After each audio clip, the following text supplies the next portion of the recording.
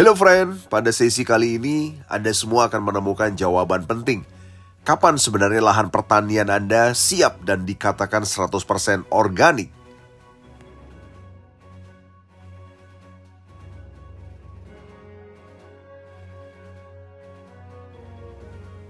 Ada 5 kriteria lahan organik. Yang pertama adalah bebas dari residu kimia, yang kedua bebas dari pencemaran, yang ketiga kualitas lahan, dan yang keempat adalah lingkungannya yang mendukung, dan yang kelima terdapat tanaman pagar di sekitarnya. Tentu saja friend, kita akan bahas secara detail bagaimana kriteria lahan organik di slide berikutnya.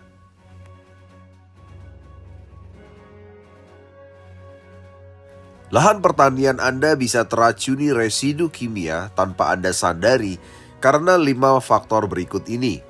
Yang pertama adalah seringnya penggunaan pestisida kimia yang digunakan oleh petani untuk membunuh hama dan penyakit.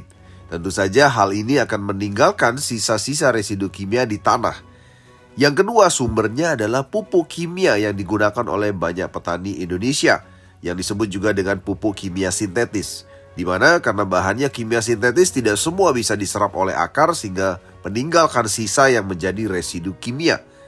Yang ketiga adalah limbah daripada industri atau limbah rumah tangga yang mengalir lewat saluran air atau sungai dan kemudian masuk kepada lahan pertanian Anda. Dan yang keempat adalah polusi udara yang tanpa disadari bisa masuk ke lahan Anda melalui air hujan.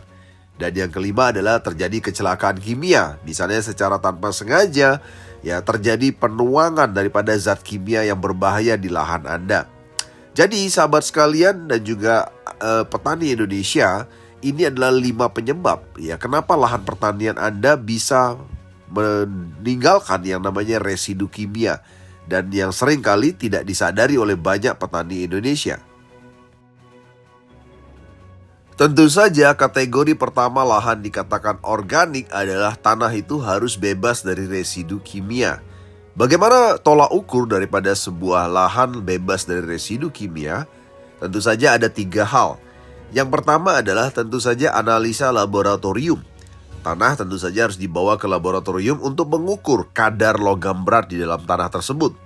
Kadar sisa-sisa pestisidanya, pH tanahnya bagaimana, kemudian berapa banyak kandungan organiknya. Dan tentu saja juga bagaimana kemampuannya mengikat kation misalnya. Nah ini adalah cara pertama. Yang kedua tentu saja adalah dengan mengukur daripada ambang batas aman berdasarkan regulasi. Misalnya berdasarkan FAO dan juga berdasarkan Kementerian Lingkungan Hidup di Indonesia. Dan yang ketiga tentu saja uji biologis. Mengecek unsur-unsur hayati yang ada di dalam tanah tersebut, mikroba dan sebagainya. Jadi artinya kalau kita menanyakan dan Anda menanyakan kapan sebuah lahan dikatakan organik dan bebas residu, tentu saja berdasarkan analisa 3 hal tersebut. Jika berdasarkan analisa 3 hal tersebut dikategorikan tanah itu bebas residu kimia, maka kita bisa menarik sebuah kesimpulan bahwa sebuah lahan betul-betul dikatakan 100% organik. Lalu friend, faktor berikutnya yang terpenting mengenai kategori lahan dikatakan organik adalah bagaimana struktur tanahnya. Kita akan bahas lebih dulu bagaimana sebenarnya struktur tanah yang dikatakan rusak. Tentu saja ada 3 hal yang kita bahas. Yang pertama adalah kategori fisiknya dulu.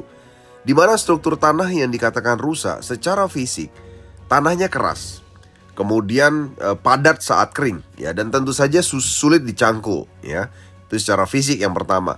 Yang berikutnya adalah terjadi retakan yang dalam dan lebar ketika musim kemarau. Yang ketiga adalah permukaan tanah itu menjadi licin dan becek saat hujan. Dan air tidak bisa meresap atau dalam tanda kutip adalah drainasenya buruk. Dan yang keempat adalah warna tanahnya pucat atau keabu-abuan. Ini adalah sebuah tanda bahwa tanah tersebut kekurangan bahan organik atau unsur hara. Ini sekali lagi adalah kategori fisik struktur tanah dikatakan rusak. Lalu dari sudut pandang kimia friend, berikut adalah lahan dikatakan rusak struktur tanahnya. Yang pertama adalah pH tanahnya cenderung ekstrim, terlalu asam di bawah 5,5 atau terlalu basah di atas 8,5. Yang kedua adalah kandungan garamnya tinggi atau salinisasi disebut, dan ditandai dengan kerak putih di permukaan tanah. Yang ketiga adalah kadar unsur haranya rendah, terutama NPK, nitrogen, fosfor, dan kalium. Dan yang keempat adalah kadar logam berat atau residu kimianya tinggi. Inilah 4 hal secara kimia dikatakan sebuah lahan itu strukturnya rusak.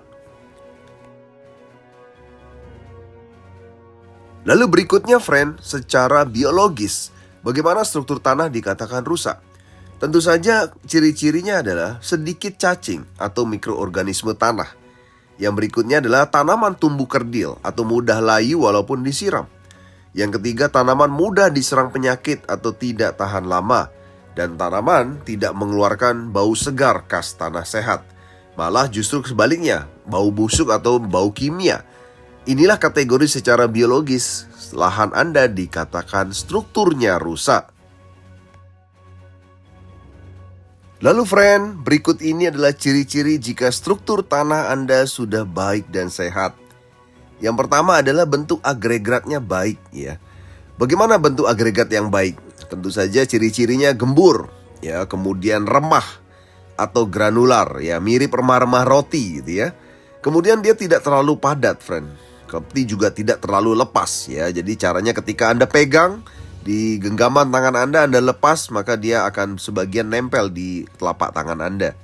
Kemudian mudah diolah tetapi tetap menyatu saat terjadinya lembab misalnya ya. Nah, ini adalah ciri-ciri daripada bentuk agregat daripada struktur tanah Anda sudah mulai masuk kategori sehat atau organik friend. Lalu ciri-ciri struktur tanah sehat yang kedua adalah pori-porinya seimbang. Artinya ada ruang udara dan sekaligus ruang air yang seimbang. Jadi air bisa meresap tapi tidak langsung hilang. Ya, cukup ditahan untuk tanaman. Seperti yang saya sudah sampaikan, seperti spons. Udara tetap bisa masuk karena ini penting sekali untuk akar dan mikroba tanah. Jadi sekali lagi, tanah Anda dikatakan strukturnya sehat. Ini ciri-ciri yang keduanya. Pori-porinya seimbang.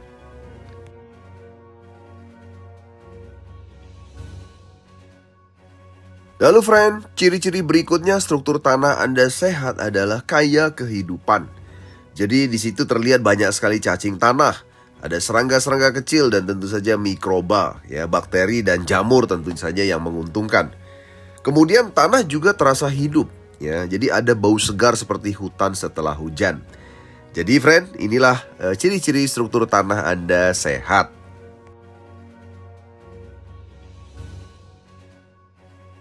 Ciri-ciri berikutnya adalah drainase dan retensi air baik. Jadi sekali lagi, air tidak langsung menggenang atau meresap terlalu cepat, sehingga akar tanaman tidak mudah busuk.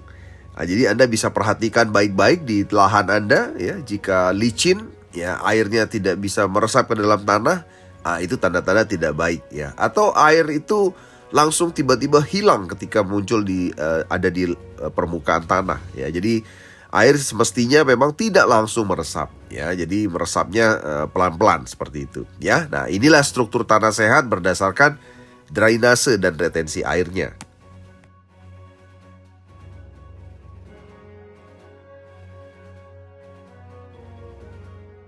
Ciri-ciri terakhir daripada struktur tanah Anda dikatakan sehat adalah pH-nya seimbang. Artinya tidak terlalu asam atau basa. Biasanya di kisaran 6 sampai 7 ya. Jadi netral ya, dan tidak terlalu asam ya. Dan cocok untuk sebagian besar tanaman pertanian ya. Dan tentu saja untuk mengukur pH diperlukan satu alat agar Anda bisa tepat mengukur pH tanah. Jadi demikianlah ciri-ciri bagaimana struktur tanah Anda dikatakan sudah mulai sehat dan organik. Jadi friend, kita sampai pada kesimpulan yang pertama, kapan lahan dikatakan organik? Tentu saja kategorinya dua yang utama ini ya. Residu kimia tanahnya tidak melebihi ambang batas. Dan yang kedua adalah struktur tanahnya baik ya. Dan tadi kita sudah bahas bagaimana caranya Anda mengukur residu kimia tanah.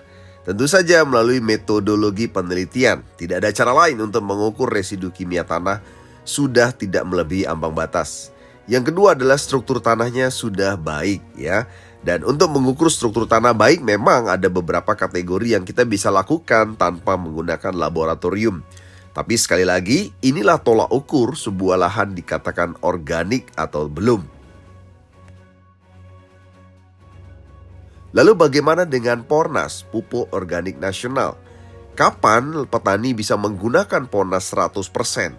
Dan bagaimana strateginya? Apakah lahan pertanian harus betul-betul organik lebih dulu baru digunakan 100% Pornas? Atau sambil berjalan? Ya tentu saja ya. Ketika dikatakan siap 100% dengan Pornas, tentu saja jika lahan itu sudah masuk kategori organik. Namun tentu saja Pornas memahami prinsip ini, di mana petani tentu saja tidak bisa melakukan yang namanya proses organik ini secara instan. Oleh sebab itulah Pornas ini mampu membenahi tanah, ya mampu membenahi organik di tanah Anda, namun tetap tidak menyetop proses berbudidaya. Artinya sambil pembenahan lahan, sambil berbudidaya. Itu adalah konsep daripada Pornas. Nah oleh sebab itu sebenarnya dengan konsep seperti ini, petani tidak harus menunggu lahan itu betul-betul organik lebih dulu untuk menggunakan Pornas 100%. Ya, jadi artinya semua sangat tergantung bagaimana tingkat residu kimia di tanah dan bagaimana keadaan struktur tanah yang ada di lahan tersebut. Nah, untuk memahami ini kita akan lihat slide berikutnya. Untuk membahas hal tersebut, mari kita pelajari lagi karakter dan sifat daripada Pornas. Yang pertama adalah Pornas Soil Treatment, ya. Kandungan penting pertama dari Pornas Soil Treatment adalah zat pengurai residu kimia, di mana tujuannya penguraian residu kimia yang ada di tanah adalah melepaskan ikatan unsur hara terikat agar bisa diserap oleh akar kembali. Jadi seperti info sebelumnya bahwa yang namanya tanah yang kategorinya belum organik banyak residu kimia. Oleh sebab itu Pornas Soil berfungsi untuk mengembalikan lahan menjadi organik. Salah satu tugasnya adalah yaitu mengurai residu-residu kimia tanah secara bertahap agar residu kimia tanah sudah tidak ada lagi ketika dilakukan pengukuran. Sehingga lahan pun akhirnya menjadi organik. Dan satu hal yang juga penting sekali adalah dengan adanya zat pengurai residu kimia, maka unsur hara yang sebelumnya sudah diberikan oleh petani di lahan tersebut, yang tadinya diikat oleh residu kimia sehingga tidak bisa diserap akar, akhirnya ikatannya lepas. Dan ketika ikatannya lepas, maka unsur hara ini bisa diserap kembali oleh akar. Sehingga jangan heran jika Anda menggunakan Pornas Soil, tiba-tiba tanaman Anda seakan-akan mendapatkan makanan berlimpah secara mendadak. Yang tadinya lama tidak berbuah, tiba-tiba jadi berbuah. Karena itu adalah salah satu sifat kerja daripada Pornas Soil Treatment. Ya, nah tentu saja zat pengurai residu kimia yang ada di Pornas Soil Treatment, bahan baku utamanya tentu saja adalah mikroba premium. Ya, mikroba sekali lagi ya, makhluk hidup, makhluk hayati yang tentu saja bekerja sangat kuat ya dan merupakan mikroba aktif ya untuk mengurai residu kimia tanah. Nah, inilah kandungan penting pertama daripada Pornas Soil. Kandungan kedua yang penting dari Pornas Soil adalah mikroba premium, di mana kategori mikroba premium tentu saja adalah bukan mikroba biasa, tapi mikroba yang pilihan, mikroba yang khusus, ya beda dengan mikroba biasa. Dan mikroba premium ini adalah tujuannya adalah menyediakan mikroba aktif, yang tujuannya adalah membantu penguraian unsur hara tanah. Artinya mengurai sampah-sampah di tanah itu menjadi unsur hara kembali yang dibutuhkan oleh tanaman, ya. Nah, mengapa dikatakan menyediakan mikroba aktif? Karena dengan kategori tanah yang banyak residu kimia, struktur tanah yang rusak karena salah satunya misalnya pH-nya asam gitu ya. Mikroba itu menjadi pasif, ya. Mikroba di tanah yang sudah ada itu menjadi pasif. Bahkan pada kategori buruk tentu saja mati mikrobanya, ya. Nah, oleh sebab itulah makanya tanah yang mengalami kondisi residu kimia tinggi dan struktur rusak memerlukan mikroba tambahan dari Pornas Soil. Dan mikrobanya jenisnya aktif dan premium lagi, ya. Yang tujuannya adalah agar membantu penguraian unsur hara tanah atau membentuk unsur hara tanah baru. Sehingga sekali lagi dengan adanya mikroba premium dalam soil treatment atau Porna Soil, tentu saja ya tanaman Anda akan mendapatkan unsur hara baru ya dari sampah-sampah yang ada di atasnya. Hal ketiga yang terpenting dalam Porna Soil treatment adalah humus. Di mana humus itu tentu saja juga kaya akan unsur hara makro. Humus juga kategori bahannya adalah bahan-bahan organik baik dari mikroba ya maupun dari binatang maupun dari sampah hutan ya. Nah, tentu saja humus sangat kaya dengan unsur hara makro. Jadi artinya unsur hara makro NPK dan yang beberapa unsur hara makro lainnya itu sudah tersedia dalam humus ya. Jadi artinya dengan Porna Soil sebenarnya Anda juga bisa melihat bahwa tanaman Anda bisa mendapatkan unsur hara. Namun sekali lagi hanya unsur hara makro, belum termasuk kategori unsur hara mikro, ya. Dan tujuan pemberian humus adalah agar tanah itu lebih gembur dan berongga. Ya, tujuannya Anda udah tadi saya sampaikan adalah agar struktur tanah itu baik gitu ya. Jadi partikel udara, partikel air seimbang, ya. Kemudian tentu saja agar tanah itu bisa menahan air seperti spons, itu tujuan humus, ya. Dan juga humus adalah sumber makanan daripada mikroba. Dan sekali lagi ini penting. Kenapa? Karena zat pengurai residu dan mikroba premium ya yang diberikan dari Porna Soil, makanannya juga adalah dibutuhkan makanan tentu saja. Dan humus ini adalah salah satu makanannya ya. Dan tentu saja fungsi humus yang ketiga adalah menetralisir pH tanah ya. Nah, jadi inilah hal ketiga yang sangat penting daripada humus ya, daripada kandungan yang namanya Porna Soil treatment yang ada dalam Pornas tentu saja. Jadi friend, tentu saja Porna Soil treatment ini akan sangat Anda perlukan apabila Anda menemui satu kondisi tanah memang yang residu kimianya tinggi dan juga ya struktur tanahnya rusak ya. Dan tadi memang betul sekali kita udah bahas ya bahwa untuk mengukur residu kimia tanah itu memang harus dengan proses laboratorium, tidak ada cara lain. Sementara kalau untuk menilai struktur tanah yang baik atau tidak baik atau belum baik itu memang bisa dengan penglihatan secara fisik atau cara-cara fisik ya yang tidak melulu melalui laboratorium ya. Nah, namun sekali lagi oleh sebab itulah kadang-kadang petani mungkin juga jarang menyadari. Banyak petani berpikir bahwa mereka belum menggunakan misalnya pupuk dan pestisida kimia misalnya. Tapi ternyata residu kimia itu sumbernya datangnya bukan melulu dari penggunaan pupuk dan pestisida kimia. Tadi kita sudah bahas, bisa saja dari limbah industri di sekitarnya, limbah rumah tangga di sekitarnya, bahkan dari air hujan yang kena polusi itu pun juga bisa membuat residu kimia tanah menjadi banyak ya.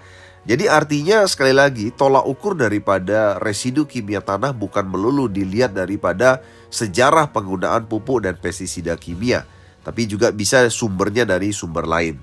Nah, oleh sebab itu tentu saja untuk bisa memperbaiki tanah yang rusak, baik banyak residu dan struktur rusak, memang harus diperlukan yang namanya Porna Soil treatment. Tidak ada cara lain ya, karena kalau menggunakan kapur ya dan juga menggunakan misalnya pupuk kandang dan kompos perlu waktu lama, perlu volume yang sangat banyak ya, dan tanah tersebut harus di stop dulu untuk berbudidaya. Sementara dengan Porna Soil treatment tentu saja kelebihannya di sini. Petani bisa sambil membenahi tanah sambil melakukan proses budidaya. Berikutnya adalah sifat dan karakter daripada pupuk Pornas vegetatif ya. Jadi untuk masa pertumbuhan, sejak tanam bibit hingga muncul tunas pertama. Jadi bagaimana sifat dan karakternya kita akan bahas satu persatu. Yang pertama, dalam pupuk Pornas vegetatif juga ada zat pengurai residu kimia. Kenapa ini penting? Karena residu kimia itu bukan hanya ada di tanah. Ya, dan ketika Anda menggunakan pupuk Pornas vegetatif ya akan tentu saja ini di-spray di batang dan daun. Namun tetap saja tanah juga akan kena. Oleh sebab itu ketika kena tanah maka pengurai residu juga akan bekerja. Sama seperti Porna Soil treatment tadi. Namun kekuatan daripada zat pengurai residu kimia yang ada di pupuk Pornas vegetatif tentu saja beda kekuatan dengan Porna Soil. Ya, jauh lebih kuat yang ada di Porna Soil ya.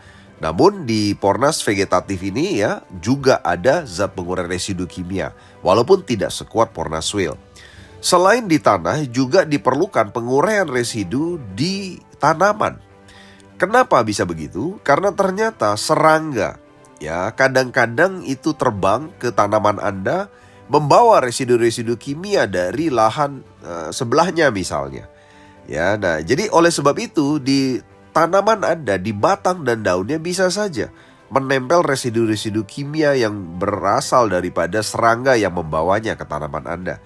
Nah, oleh sebab itu mengapa diperlukan juga zat pengurai residu ketika dispraykan di batang dan daun tanaman dengan pornas vegetatif. Nah, ini tujuannya ya. Jadi tujuannya adalah sekali lagi ya agar bisa melepaskan ikatan unsur hara terikat yang ada di tanah agar bisa diserap kembali oleh akar. Dan tentu saja tujuan berikutnya adalah agar sisa residu kimia yang menempel di batang dan daun tanaman Anda tentu saja tidak mengganggu pertumbuhan. Berikutnya adalah unsur hara makro, di mana dalam pornas cair vegetatif ini dilengkapi dengan unsur hara makro. Sehingga dengan adanya unsur hara makro, sebenarnya ya kebutuhan unsur hara makro oleh tanaman Anda itu sudah terpenuhi oleh unsur hara makro dari pornas cair vegetatif ya. Di mana unsur hara makro seperti yang Anda kenal itu sudah ada dalam pupuk kimia sintetis misalnya. Seperti N atau nitrogen itu untuk kebutuhan pertumbuhan daun. P atau fosfor untuk pertumbuhan akar dan buah. K atau kalium itu untuk daya tahan dan kualitas daripada tanaman dan buah. Kemudian ada kalsium, mangan, dan sulfur. Itu adalah untuk metabolisme dan struktur daripada tanaman, tentu saja di masa pertumbuhan. Oleh sebab itu mengapa unsur hara makro ini sangat penting sekali.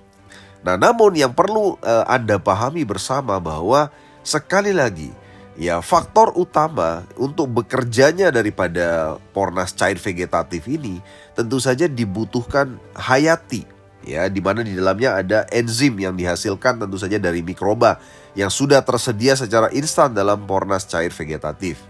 Oleh sebab itu ya tentu saja diperlukan satu kondisi yang sangat mendukung ya, yaitu misalnya ketika pornas cair vegetatif ini memerlukan air untuk dispray atau disemprotkan kepada tanaman Anda, tentu saja membutuhkan kategori air yang bagus. Ya, karena kalau airnya tidak bagus, misalnya pH-nya terlalu asam, atau mungkin lahan Anda sudah tercemari oleh lingkungan sekitarnya karena limbah industri atau limbah rumah tangga.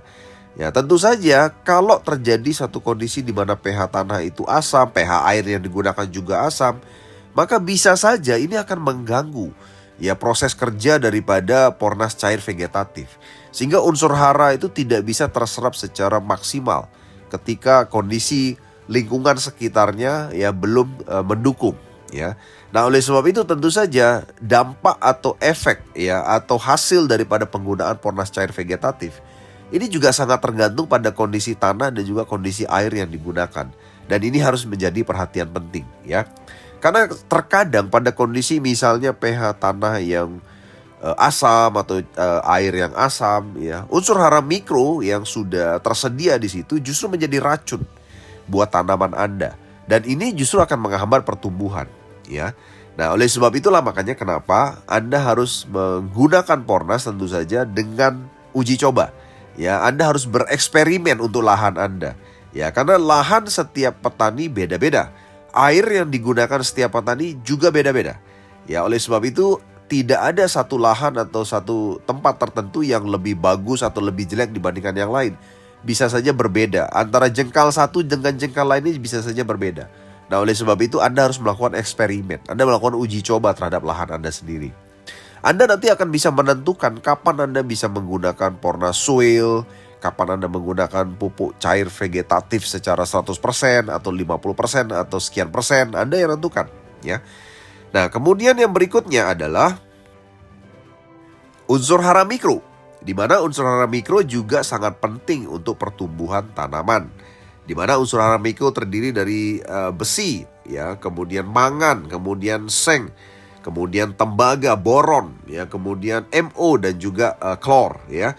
Nah, di mana unsur hara mikro ini tentu saja penting untuk mengatur enzim, hormon, dan proses metabolisme dalam struktur tanaman Anda. Ya, nah tentu saja ini memang bukan kebutuhan pokok, semacam lauk pauk ya untuk makanan buat tanaman Anda. Namun tentu saja juga sangat penting, karena kalau kekurangan maka terjadi yang namanya metabolisme tidak sempurna. akan terjadi gangguan-gangguan di tanaman Anda. Ya, dan sekali lagi seperti yang saya sudah sampaikan tadi, unsur haramiko memerlukan kondisi lahan atau tanah atau air yang tentu saja mendukung. Jika dalam kondisi banyak residu kimia, pH-nya asam dan sebagainya, unsur hara mikro akan terganggu ya dan menyebabkan pertumbuhan tanaman Anda menjadi tidak seharusnya ya. Nah, oleh sebab itulah makanya sekali lagi seperti yang saya sudah sampaikan, silakan Anda amati pertumbuhan tanaman Anda. Ya, jadi dengan kondisi pH air yang tidak bagus, lahan yang tidak bagus, terkadang itu bisa menyebabkan ya satu kondisi di mana pertumbuhannya menjadi tidak maksimal.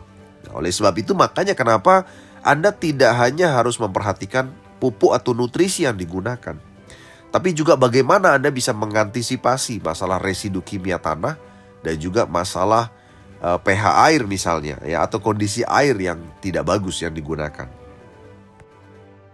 Lalu hal keempat yang tersedia dalam pornas cair vegetatif adalah ZPT hayati atau zat perangsang tumbuh hayati, di mana tentu saja ini kategorinya juga adalah mikroba ya, di mana fungsinya adalah memerangsang dan mempercepat pertumbuhan akar, batang dan juga daya tahan dan proses metabolisme dan juga pembuahan ya. Jadi zat perangsang tumbuh hayati diperlukan sebenarnya dari awal sampai akhir ya. Tapi penting sekali ini diberikan kepada tanaman Anda memang di masa pertumbuhannya. Karena sangat diperlukan ya untuk akar, batang dan juga daya tahan dan proses metabolisme ya. Nah, jadi ini adalah hal keempat yang ada dalam pornas cair vegetatif ya. Dan sekali lagi seperti yang tadi saya sudah sampaikan, semuanya ini tentu saja kategorinya bisa bekerja dengan baik apabila kondisi tanah Anda, kondisi air yang Anda gunakan, ya kondisi residu kimianya masih di ambang batas dan kondisi struktur tanahnya, ya itu juga menjadi sangat penting. Nah, oleh sebab itulah mengapa Anda memerlukan yang namanya pornas soil treatment, ya ketika kondisi tanah Anda tidak bagus, residunya melebihi ambang batas dan strukturnya tidak bagus. Berikutnya adalah sifat dan karakter daripada pornas serbuk generatif ya, yang tujuannya adalah untuk masa pembuahan sejak mulai munculnya tunas pertama hingga panen. Kandungan pertama diperlukan juga zat pengurai residu. Mengapa? Karena seperti yang tadi saya sudah sampaikan, kadang-kadang serangga atau hama itu membawa residu kimia dari lahan sekitarnya ke lahan pertanian Anda atau ke tanaman Anda. Sehingga jika menempel di tanaman Anda, ini akan mengganggu proses pembuahan. Oleh sebab itulah mengapa pornas serbuk generatif juga memerlukan dan ada kandungan pengurai residu. Ya, yang tujuannya sekali lagi adalah agar residu kimia yang menempel di serangga tidak mengganggu pembuahan tanaman Anda. Berikutnya tentu saja dalam pornas serbuk generatif juga ada unsur hara makro yang selalu diperlukan ya untuk daun, N, nitrogen, fosfor untuk pertumbuhan akar dan buah, dan kalium untuk daya tahan dan kualitas daripada buah. Diperlukan juga selalu kalsium, mangan dan juga sulfur untuk metabolisme dan struktur ya. Dan tentu saja ya friend, unsur hara makro ini juga harus terus disuplai. Bahkan Anda bisa spraykan bukan hanya di batang, di daun dan juga bahkan di buah sekalipun Anda bisa spraykan.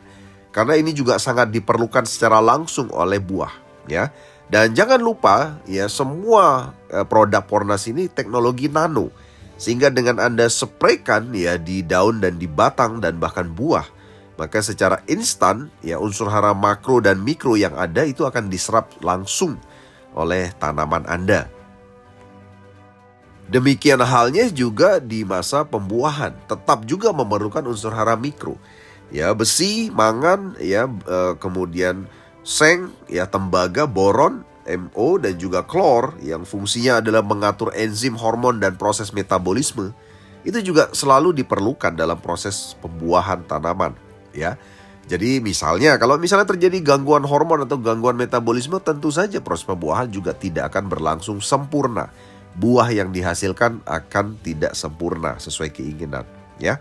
Nah, jadi sekali lagi tentu saja unsur hara mikro ini sangat penting ya, dan sudah sangat lengkap dalam pornas cair tadi sudah ada, dan pornas serbuk generatif ini juga sudah ada. Unsur hara makro dan mikronya sudah ada. Jadi sebenarnya secara teori, secara logika, Anda tidak perlu lagi yang namanya pupuk kimia sintetis untuk menyuplai unsur hara makro. Atau Anda tidak memerlukan tambahan-tambahan unsur hara mikro lainnya yang Anda misalnya beli di toko pertanian misalnya. Anda tidak memerlukan lagi karena semua sudah tersedia di dalam Pornas. Dan kandungan khusus keempat dalam Pornas serbuk generatif adalah ditambahkan mikroba premium.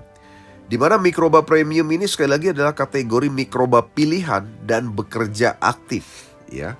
Yang tujuannya adalah melepaskan fosfor dan kalium dari tanah untuk pembentukan buah. Di mana fosfor dan kalium sekali lagi adalah sebuah unsur yang sangat diperlukan dalam pembentukan buah, ya. Kemudian mikroba premium juga bisa membantu memproduksi hormon pembuahan, mengurangi rontok bunga, dan juga tentu saja melindungi dari jamur dan bakteri. Ya, karena jamur dan bakteri adalah musuh daripada proses pembuahan. Ya, dan lawan daripada bakteri dan jamur yang jahat adalah bakteri dan jamur yang baik. Oleh sebab itulah makanya kenapa ada mikroba premium yang merupakan kategori bakteri baik dalam Pornas serbuk generatif. Itulah mengapa diperlukan mikroba premium.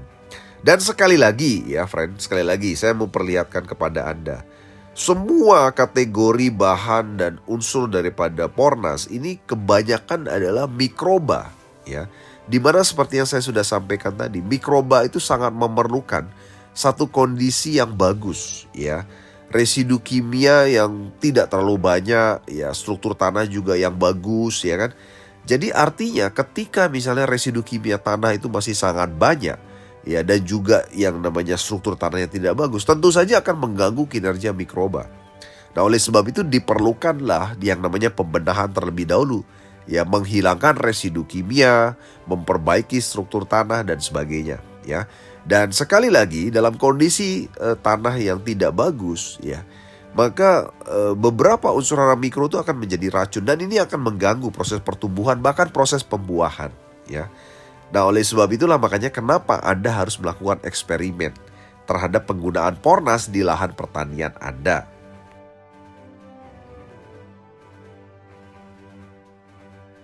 Jadi friend, bagaimana sebenarnya aplikasi Pornas dan kapan Pornas bisa digunakan 100%, ya? Berdasarkan pengalaman pengguna Pornas, fase pertama atau 6 bulan pertama disebut sebagai fase penyesuaian, ya.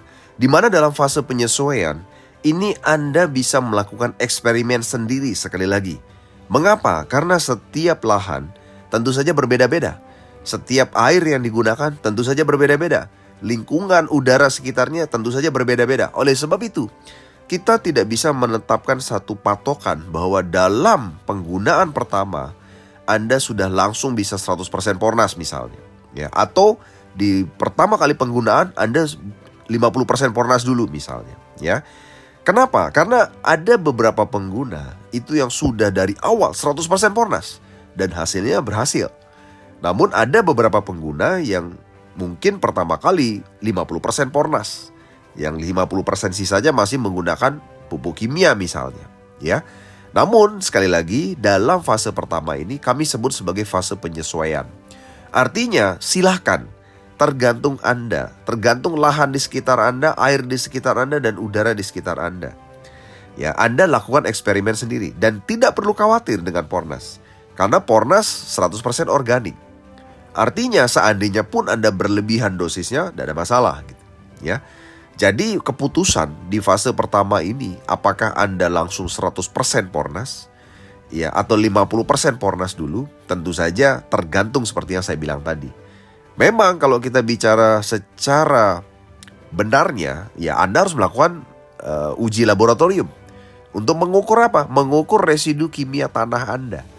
Kalau residu kimia tanah di lahan Anda memang sudah masih di bawah ambang batas, ya, dan struktur tanah Anda sudah kategori bagus sesuai dengan tolak ukur kita tadi, Anda sudah 100% Pornas sudah bisa gunakan. Saya jamin itu, ya. Tapi dalam satu kondisi di mana Anda belum bisa melakukan uji laboratorium terhadap residu kimia tanah dan Anda juga tidak yakin dengan struktur tanah Anda, ya, maka bisa saja terjadi lahan Anda belum siap 100% Pornas. Bisa saja Anda mungkin separuh-separuh, ya 50% Pornas dulu atau 50% kimia dulu di 6 bulan pertama di fase penyesuaian, ya. Nah, namun dalam berbagai kondisi, jika Anda sudah sejak 6 bulan pertama Anda sudah menggunakan Pornas Swale lengkap dengan Pornas cair dan serbuk, maka di fase kedua yaitu di 6 bulan berikutnya Anda sudah bisa menggunakan Pornas 100% organik. Ya, jadi artinya 100% Anda gunakan Pornas semua tanpa pupuk kimia, ya. Bahkan pada beberapa pengguna mereka sudah melepas 100% pestisida kimia di fase yang kedua ini. Di mana di fase pertama mungkin saja masih digunakan pestisida kimia, ya. Nah, jadi sekali lagi ini adalah fase yang penting yang Anda bisa lakukan eksperimen sendiri terhadap lahan pertanian Anda, ya. Dan tentu saja sangat berbeda-beda, banyak sekali faktornya, ya. Ya, satu contoh misalnya, ada beberapa petani yang masih menggunakan pestisida kimia karena hama yang ada di situ sudah bermutasi sangat kuat gitu. Sehingga perlu waktu untuk mengusirnya, misalnya seperti itu, ya. Jadi bisa berbeda-beda, ya. Nah, tentu saja di fase ketiga, ya, fase yang kita tentu saja tunggu bersama-sama adalah bagaimana lahan Anda punya sertifikasi organik. Ya, di mana sudah bersertifikasi organik berarti kategori hasil pertaniannya adalah kategori organik yang tentu saja bisa menembus pasar modern. Ya, dan dalam hal ini tentu saja sertifikasi harus bekerja sama dengan lembaga sertifikasi untuk penerbitannya, ya. Nah, jadi ini ya friend, bagaimana Anda seharusnya mengaplikasikan Pornas. Anda silahkan eksperimen di lahan Anda sendiri.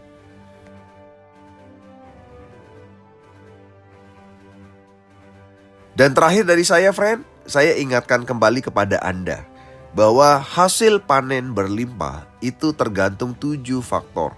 Oleh sebab itu jika Anda ingin berhasil secara organik, Anda harus memperhatikan 7 strategi pertanian organik.